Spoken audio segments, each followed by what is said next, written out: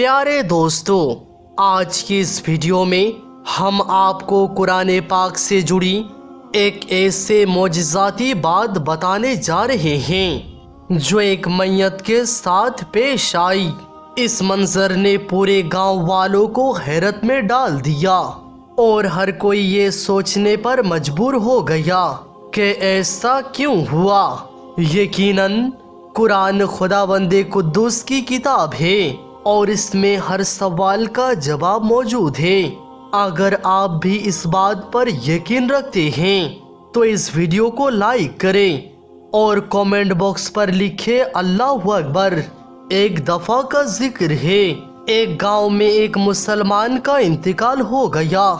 जब भी किसी मुसलमान की वफात हो जाती है और ऐसी हालात बन जाए कि उसके घर पर कोई मौजूद ना हो, ना ही उसके रिश्तेदार का पता हो, तो ऐसे में गांव वालों और आसपास के लोग ही ये जिम्मेदारी उठाते हैं। वो मैयत को गुस्ल देते हैं और दफनाने का पूरा इंतज़ाम करते हैं। इस मुसलमान भाई की वफात हुई तो उसके घर पर कोई नहीं था जो ये काम कर पाता, इसलिए गांव वालों ने ये जिम्मा उठाया कि मैयत को गुस्ल दिया जाए।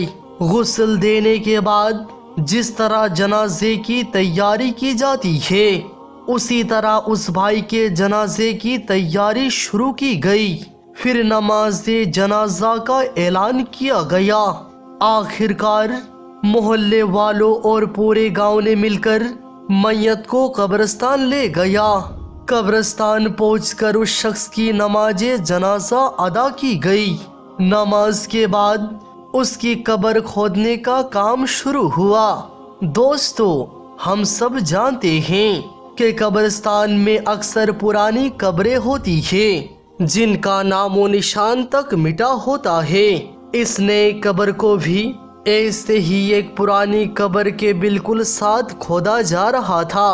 दोस्तों, जब ये कब्र खोदी जा रही थी तो बगल वाली पुरानी कब्र कमजोर होने की वजह से अंदर धंस गई, जिसकी वजह से उस कब्र के अंदर जो मुर्दा था उसके पांव नजर आने लगे। जो लोग नई कब्र खोद रहे थे, उन्होंने जब पुरानी कब्र के अंदर देखा तो वो खुश हो गए और मुस्कुराने लगे। उन्होंने देखा कि कब्र के अंदर गुलाब के फूल खिले हुए थे। यह देखकर सब लोग हैरान रह गए। सब लोग कहने लगे, हमने आज तक बहुत सी कब्रें देखी हैं जिन पर फूल उगते हुए देखते हैं, लेकिन कब्र के अंदर से कभी फूल नहीं खिलते देखे। इस मंजर को देखने के बाद लोगों ने फैसला किया कि कब्र तो अधिक खुल ही चुकी है, क्यों ना इसे अच्छे से दोबारा बनाया जाए। दोस्तों, उन लोगों ने कब्र को गौर से देखा और करीब जाकर महसूस किया कि कब्र से बेहतरीन खुशबू आ रही थी।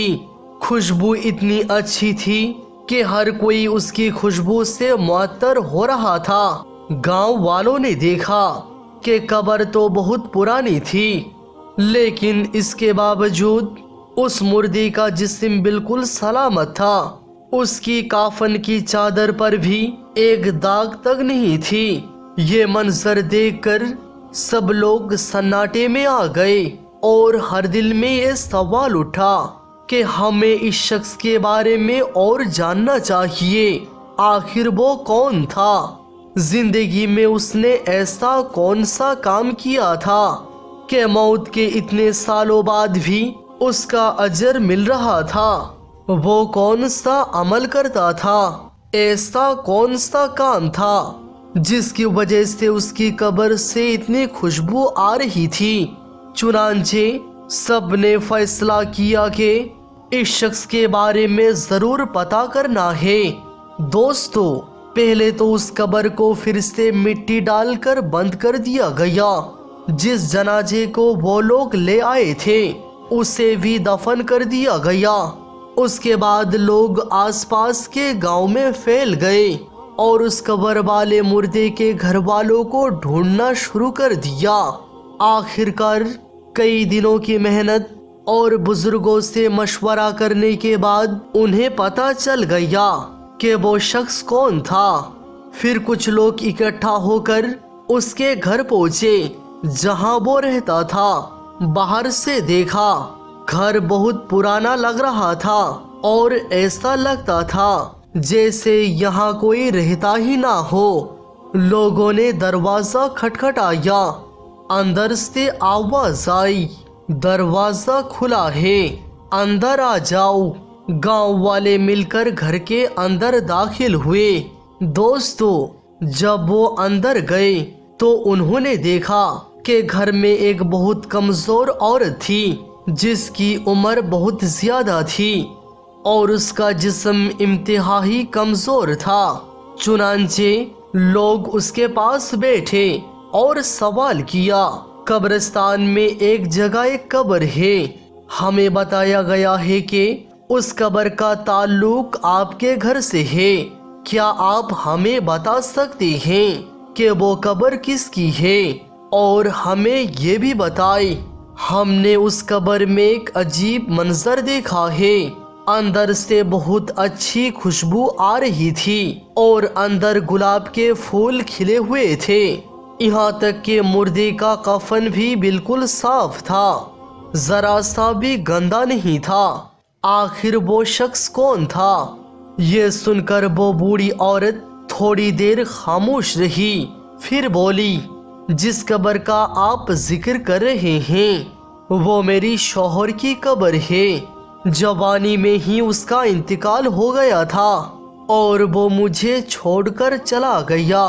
लोगों ने सवाल किया, आखिर आपके शौहर ऐसा कौन सा अमल करते थे कि आज भी उसका जिस्म सलामत है और उसकी कब्र से खुशबू आ रही है? वो औरत बोली, मुझे ज्यादा कुछ याद नहीं, मेरी याददाश्त कमजोर हो चुकी है, लेकिन हाँ, एक ऐसा अमल जरूर था जो मुझे आज भी याद है और मेरा शौहर रोजाना करता था।